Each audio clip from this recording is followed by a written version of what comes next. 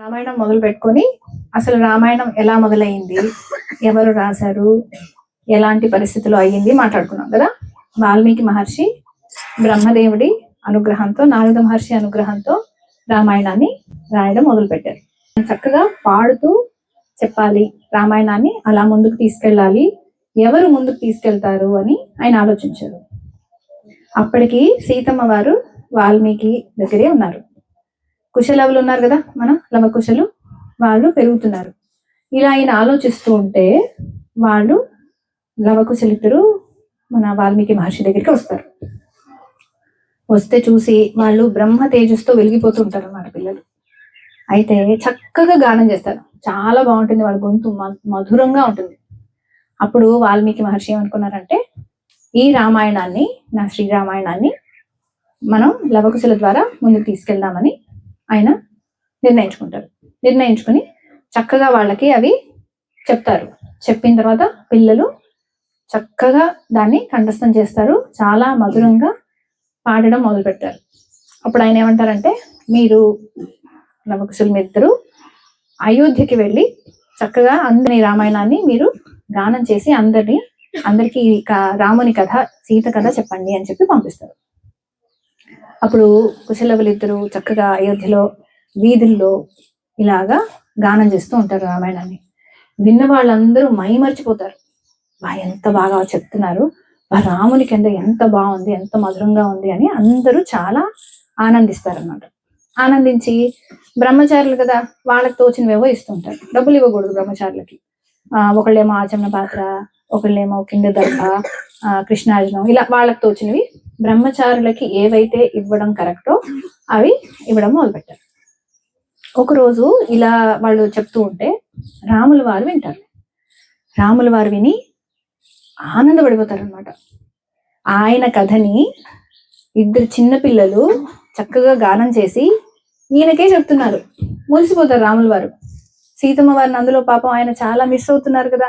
సీతమ్మ వారి దగ్గర అడవుల్లో దింపినప్పుడు ఆవిడ గర్భవతి, సో కొడుకు కూతురు పుట్టుంటారు, ఆ బాధలో ఉన్నారు కదా ఆయన. అలా సీత గురించి, రాముల గురించి, వాళ్ళిద్దరి గురించి చెప్పే రామచరిత్రను విని పరవశించిపోయారు ఆయన.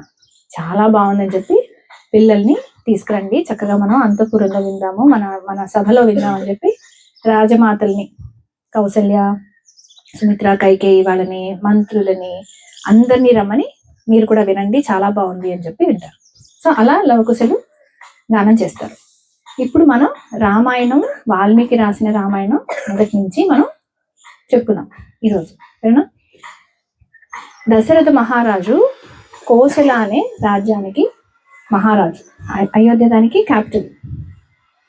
అయోధ్య వైభవంగా ఉండేది.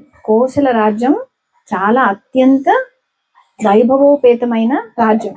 అంటే వాల్మీకి వివరిస్తారన్నమాట రామాయణంలో, ఆ వైభోగం ఏంటో వివరిస్తారు.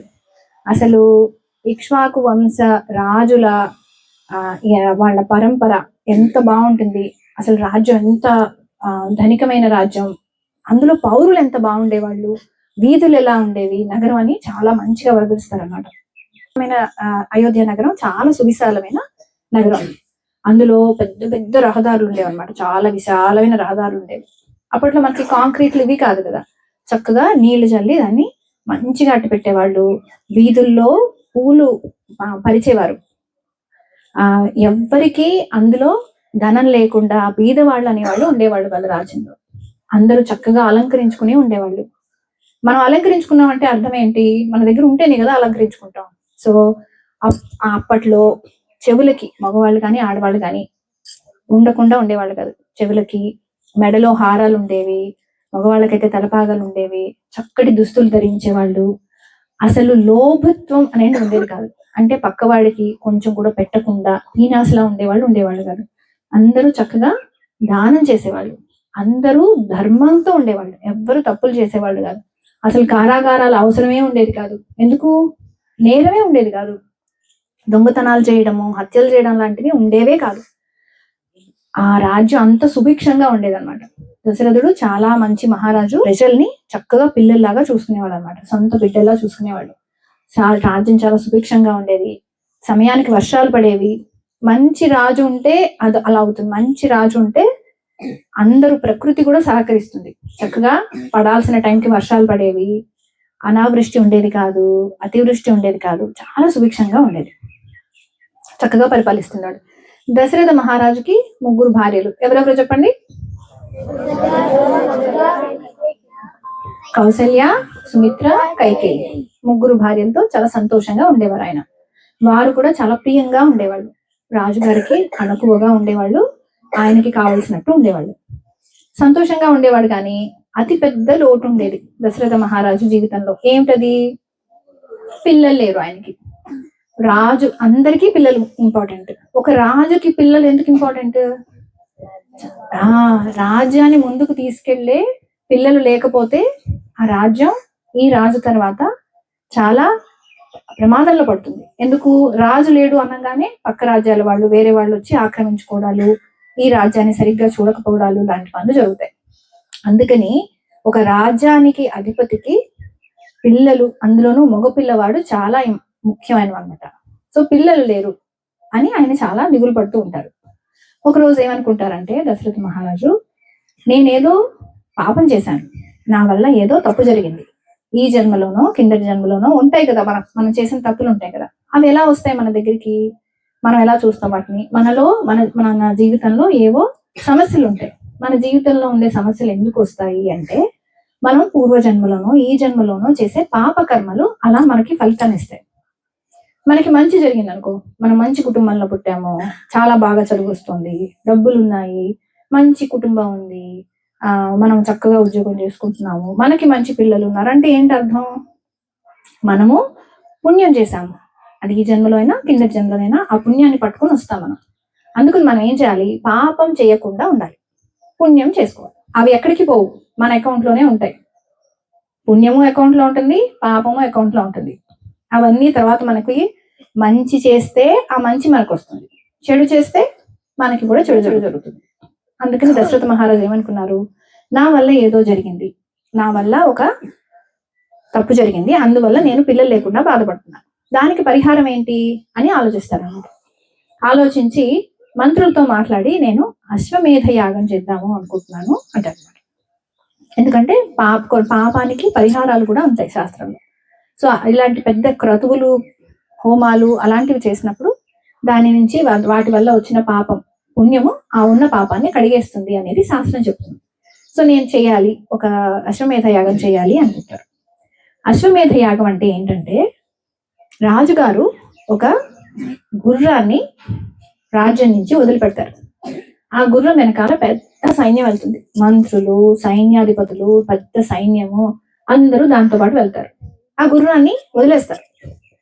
వదిలేసిన గుర్రం ఏం చేస్తుంది? దానికి ఎటు నచ్చితే అటు వెళ్ళిపోతుంది, అంతే కదా. దాన్ని వెళ్ళనిస్తారు, దాన్ని కట్టేరు. అది ఎక్కడికి వెళ్తే వీళ్ళందరూ అలా వెనక్కి వెళ్తూ ఉంటారు. అది ఎక్కడో చోట ఆగుతుంది కదా, సరే వెళ్తూ వెళ్తూ ఉంటుంది.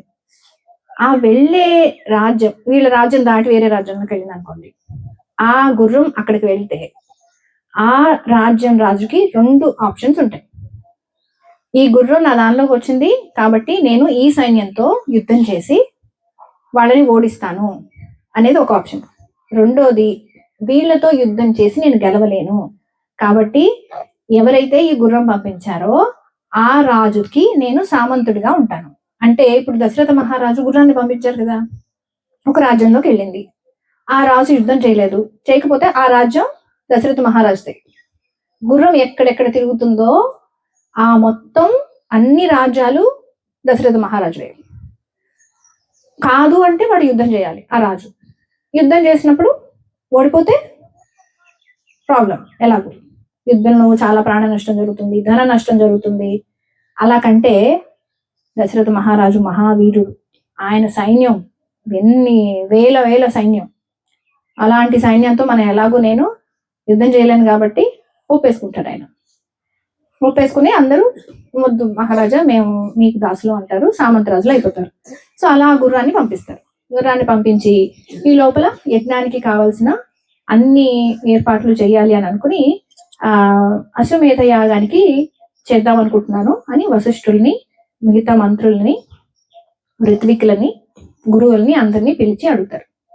అడిగితే ఆ వశిష్ఠ మహర్షి అంటారు, చాలా మంచి ఆలోచన చేశావు దశరథ మహారాజా, నీకు తప్పక విజయం కలుగుతుంది, నువ్వు చెయ్యి అంటారు. సో ఆయన అనుమతి తీసుకుంటారు. రాజు కాబట్టి చేసేసేవాళ్ళు కాదు. రాజుకు ఒక ఆలోచన వస్తే మంత్రుల ముందు, గురువుల ముందు, మహర్షుల ముందు పెట్టేవాళ్ళు. పెట్టి వాళ్ళతో సంప్రదించి వాళ్ళు సరే అంటేనే ముందుకెళ్ళేవాళ్ళు. సో దశరథ మహారాజుకి అనుమతి లభించింది గురువుల దగ్గర నుంచి. లభించిన తర్వాత అందరికీ, మంత్రులందరికీ చెప్తారు.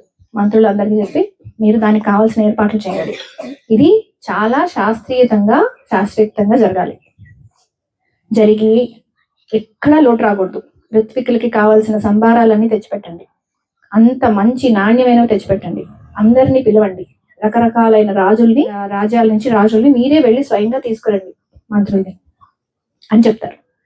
చెప్పి ఆయన ఆదేశాలు ఇచ్చి అంతఃపురానికి రాణిల దగ్గరికి వెళ్తారు.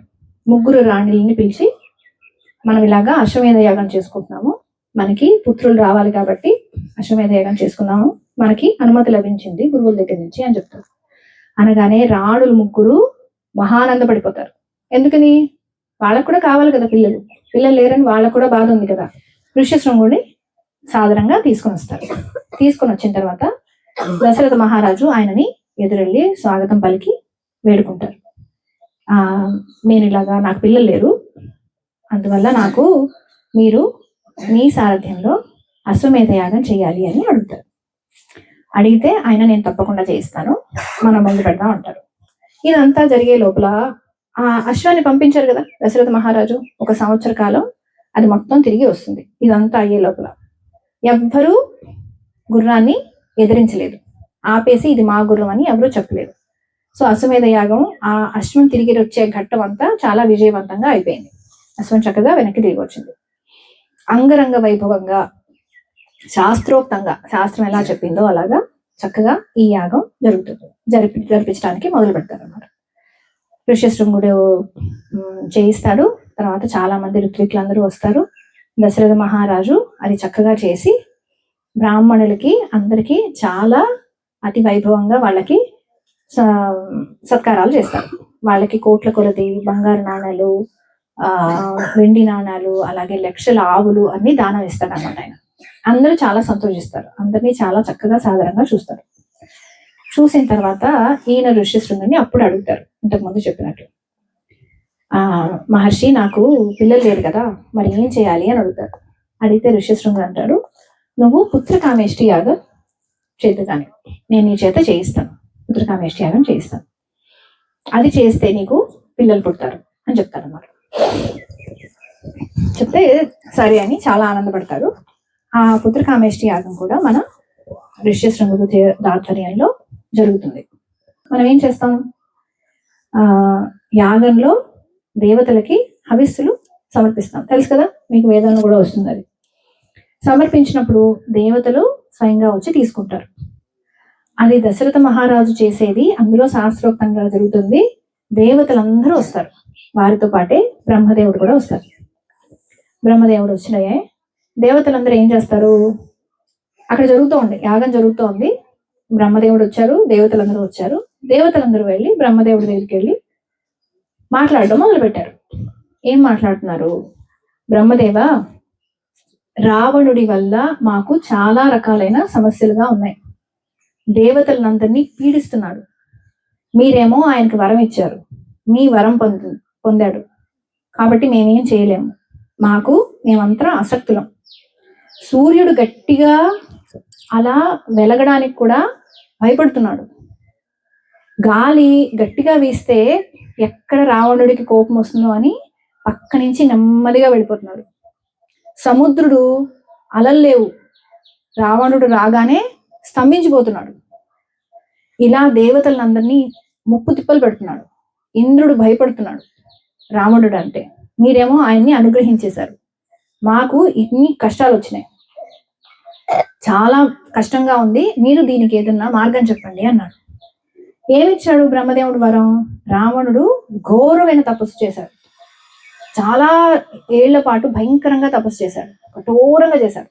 చేస్తే బ్రహ్మదేవుడు వచ్చాడు, నేను చావకుండా ఉండే వరం ప్రసాదించండి బ్రహ్మదేవ అంటాడు. చతుర్ముఖ బ్రహ్మగారు అంటారు, అలా కుదరదు. పుట్టిన వాడికి చనిపోక తప్పదు.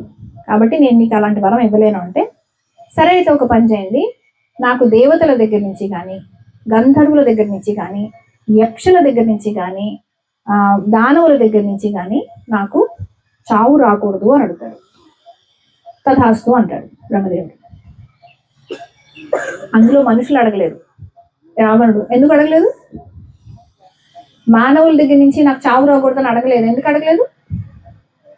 మానవులు ఏం చేస్తారు? నేను చాలా శక్తివంతుని కదా, నాకు వరం లేకపోయినా ఏం చేయలేదు. సరే ఇంక వరం వస్తే నేను ఎంత బలవంతుని అయిపోతాను.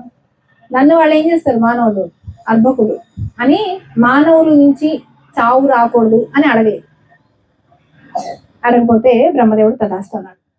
సరే ఇప్పుడు నాకు ఒకటి చెప్పండి, రావణుడు మంచివాడు కాదు అని బ్రహ్మదేవుడికి తెలియదా? తెలుసు కదా, వాడి బుద్ధి మంచిది కాదని తెలుసు కదా. మరి బ్రహ్మదేవుడు వరం ఎందుకు ఇచ్చారు? దేవతల్ని పీడించేటట్టు ఎందుకు చేశాడు? ఎందుకు చేశాడంటే అది ధర్మం. మనం దేవతల్ని కొలిస్తే మనం ఎంతెంత అయితే తపస్సు చేస్తామో, సాధన చేస్తామో అంతంత మనల్ని అనుగ్రహించాలి అనేది ధర్మం. అందుకని మీరు ఏ రాక్షసుడి కథ చూసినా మనకి శివుడు ఏంటి వచ్చేసి ఇలా ఇచ్చేశాడు వరం, అదేంటి ఆ మాత్రం శివుడికి తెలియదా? శివుడేమో అలా వరాలు ఇస్తుపోతాడు, విష్ణుమూర్తి ఏమో పాపం వచ్చి అవన్నీ వెనకాల వాళ్ళని చంపేసి మన ధర్మరక్షణ చేయాలి, శివుడికే నేను ఈ వరం ఇవ్వను అనొచ్చు కదా అనిపిస్తుంది. మనకు అనిపిస్తుందా? శివుడు మరి సర్వాంతర్యామి, ఆయనకు అన్ని తెలుసు కదా, ఆయన అంత పెద్ద శక్తి ఉంది కదా ఆయనకి, ఇలాంటి రాక్షసులకి వాళ్ళందరికీ వరాలు ఇస్తారు అనుకోకూడదు మనం. ఎందుకు? వాళ్ళు సాధన చేశారు, తపస్సు చేశారు, ఆ తపస్సుకి ఇవ్వాల్సిన వరం వాళ్ళు ఇవ్వాలి. దేవతల ధర్మం తప్పరు ఎప్పుడు. అందుకనే సో వాళ్ళు అడిగారు, బ్రహ్మదేవుడు ఇచ్చాడు. కానీ ఏం చేశారు? ఇలా చేసినప్పుడు ఇప్పుడు రావణుడికి అంత తెలివితేటలుంటే బ్రహ్మదేవుడికి ఎంత తెలివితేటలు ఉండాలి? అందుకని ఎప్పుడు మీరు చూడండి, ఏ కథైనా చూడండి, భస్మాసురుడి కానీ ఏదన్నా చూడండి మీరు, వాళ్ళు అనుకుంటారు మేము అసలు ఎంత మంచి వరం అడిగానంటే ఇంకా నన్ను ఎవ్వడు చంపలేడు అని అనుకుంటారు. కానీ దానిలో చిన్ని రంధ్రం పెట్టి ఉంచుతారు అన్నమాట వీళ్ళు. అది ఎక్కడో దొరుకుతుంది లొసుగు వీళ్ళకి. ఆ టైం వచ్చినప్పుడు ఆ రాక్షసుడిని చంపుతాడు. కానీ మనందరం గుర్తుపెట్టుకోవాల్సింది ఏంటంటే అల్టిమేట్ గా ఎప్పుడైనా ధర్మమే గెలుస్తుంది. మనం ధర్మాన్ని ఆచరిస్తే అది ధర్మం మనల్ని కాపాడుతుంది. దేవతలు ధర్మాత్ములు కదా, వాళ్ళు ధర్మం తప్పట్లేదు కదా. కాబట్టి దేవుడికి, విష్ణుమూర్తికి, బ్రహ్మకి, వీళ్ళందరికీ వాళ్ళని రక్షించాల్సిన బాధ్యత ఉంది. అప్పుడు బ్రహ్మదేవుడు ఏమంటాడంటే, రావణుడు నన్ను వీళ్ళందరి దగ్గర నుంచి నాకు మరణం రాకూడదు అని అడిగాడు, కానీ మనుషుల దగ్గర నుంచి ప్రమాదం రాకూడదు, నేను చనిపోకూడదు మనుషుల చేతిలో అని అడగలేదు.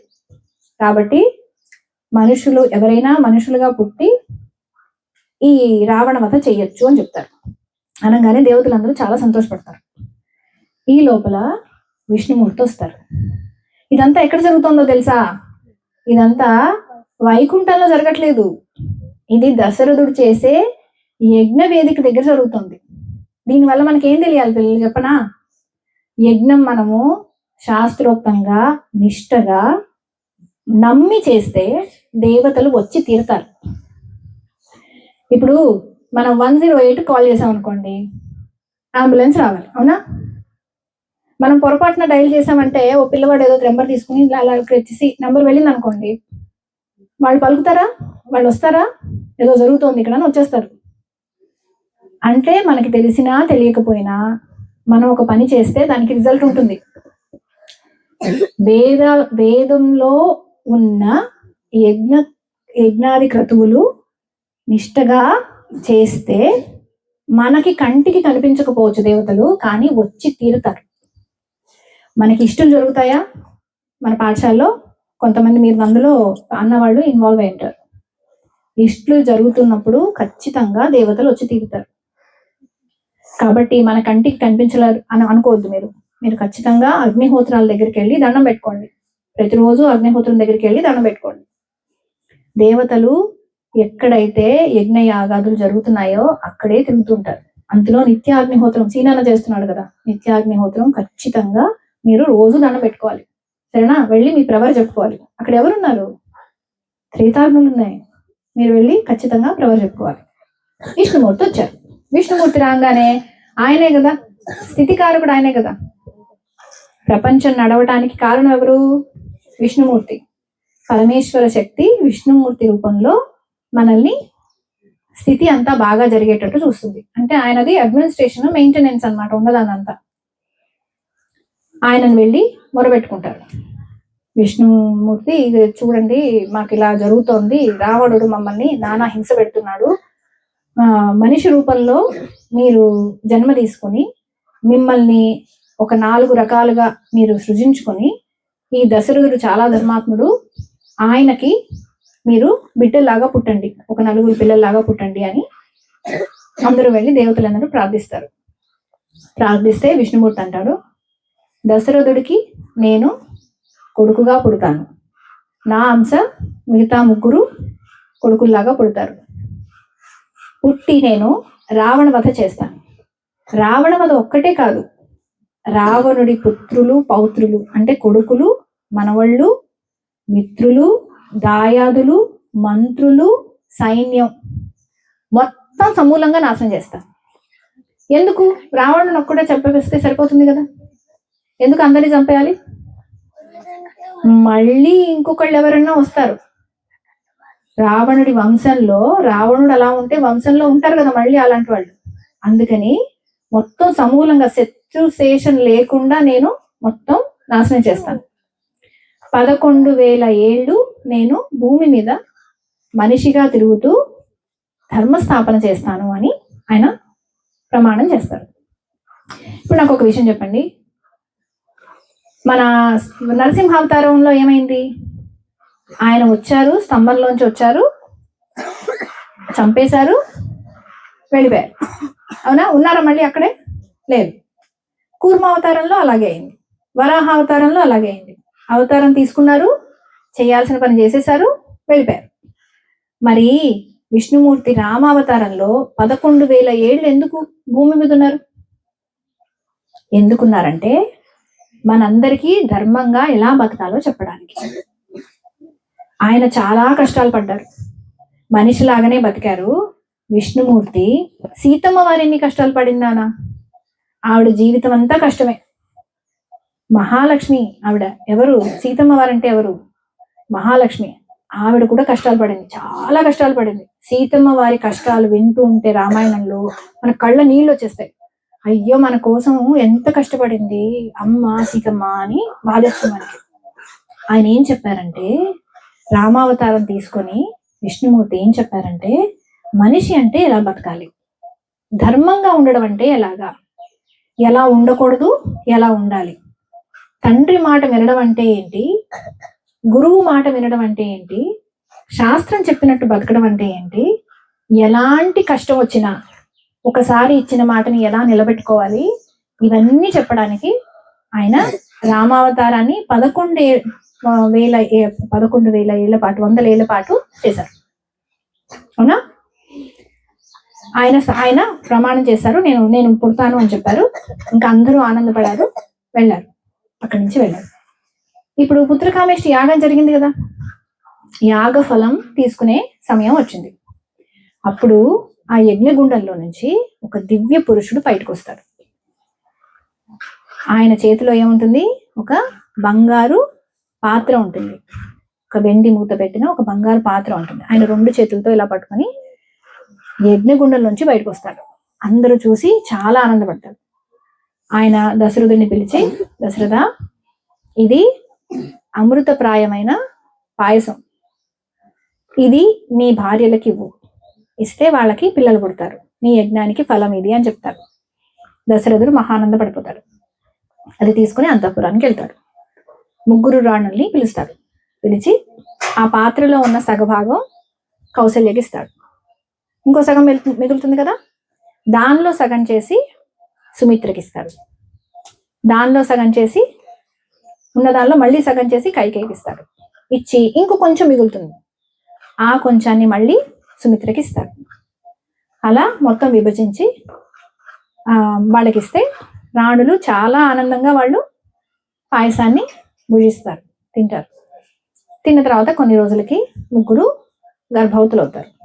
మరి వరం కదా, అది తప్పదు కదా. తప్పు మాట అవ్వదు కదా అది. సో వాళ్ళు ముగ్గురు గర్భవతులు అవుతారు. అందరూ చాలా ఆనందంగా ఎదురు చూస్తూ ఉంటారు. మన శ్రీరామనవమి ఎప్పుడు చేసుకున్నాం చెప్పండి? చైత్ర మాసంలో శుక్లపక్ష నవమి. ఆ రోజు రాముల వారు పుడతారు. రాముల వారు చాలా దివ్య తేజస్తో పుడతారు. చూడడానికి ఎంతో బాగుంటారు. ఆయనను చూసి అందరూ చాలా హర్షిస్తారు. తర్వాత లక్ష్మణుడు, భరతుడు, శత్రుఘ్నుడు కూడా ఒక రోజు తేడాతో పుడతారు. కైకేయికి ఎవరు పుట్టారు? భరతుడు పుట్టాడు. సుమిత్రకి ఎవరు పుట్టారు? లక్ష్మణుడు, శత్రుఘ్నుడు పుట్టారు. వాళ్ళిద్దరూ కవల పిల్లలు. మొత్తం ఎంతమంది పుట్టారు? 4. ఎవరెవరు?